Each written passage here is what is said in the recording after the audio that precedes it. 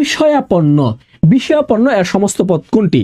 বিষয় দ্বারা আপন্ন, বিষয়ে আপন্ন, বিষয়কে আপন্ন, বিষয়ে আপন্ন, বিষয়ে যে আপন্ন। এটার ব্যাস বাক্য কি হবে? এটার ব্যাস বাক্য কি হবে? বিষয়াপন্ন। এটার ব্যাস বাক্য বুঝাই যাচ্ছে বিষয়কে, বিষয়কে আপন্ন। এটার ব্যাস বাক্য কি? বিষয়কে আপন্ন।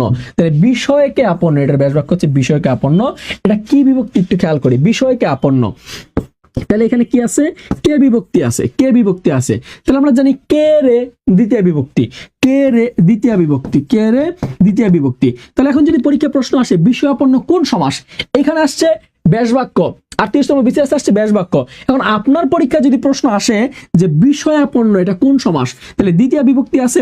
আর আমরা জানি কে রে যদি থাকে সেগুলো হয় দ্বিতীয় বিভক্তি, আর দ্বিতীয় বিভক্তি থাকলে হবে দ্বিতীয় তৎপুরুষ সমাস, দ্বিতীয় তৎপুরুষ সমাস, দ্বিতীয় তৎপুরুষ সমাস, দ্বিতীয় তৎপুরুষ সমাস। এটা কি হবে? দ্বিতীয় তৎপুরুষ সমাস। বিষয়াপন্ন, বিষয়াপন্ন এর সমস্ত পদ কোনটি? বিষয় দ্বারা আপন্ন, বিষয়ে আপন্ন, বিষয়কে আপন্ন, বিষয়ে আপন্ন, বিষয়ে যে আপন্ন। এটার ব্যাস বাক্য কি হবে? এটার ব্যাস বাক্য কি হবে? বিষয়াপন্ন। এটার ব্যাস বাক্য বুঝাই যাচ্ছে বিষয়কে, বিষয়কে আপন্ন। এটার ব্যাস বাক্য কি? বিষয়কে আপন্ন। তাহলে বিষয়কে আপন্ন, এটার ব্যাস বাক্য হচ্ছে বিষয়কে আপন্ন। এটা কি বিভক্তি একটু খেয়াল করি, বিষয়কে আপন্ন। তাহলে এখানে কি আছে? কে বিভক্তি আছে, কে বিভক্তি আছে। তাহলে আমরা জানি কে রে দ্বিতীয় বিভক্তি, কে রে দ্বিতীয় বিভক্তি, কে রে দ্বিতীয় বিভক্তি। তাহলে এখন যদি পরীক্ষা প্রশ্ন আসে বিষয়াপন্ন কোন সমাস, এখানে আসছে ব্যাস বাক্য, 38তম বিসিএস আসছে ব্যাস বাক্য।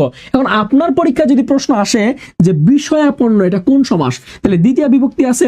আর আমরা জানি কে রে যদি থাকে সেগুলো হয় দ্বিতীয় বিভক্তি, আর দ্বিতীয় বিভক্তি থাকলে হবে দ্বিতীয় তৎপুরুষ সমাস, দ্বিতীয় তৎপুরুষ সমাস, দ্বিতীয় তৎপুরুষ সমাস, দ্বিতীয় তৎপুরুষ সমাস। এটা কি হবে? দ্বিতীয় তৎপুরুষ সমাস।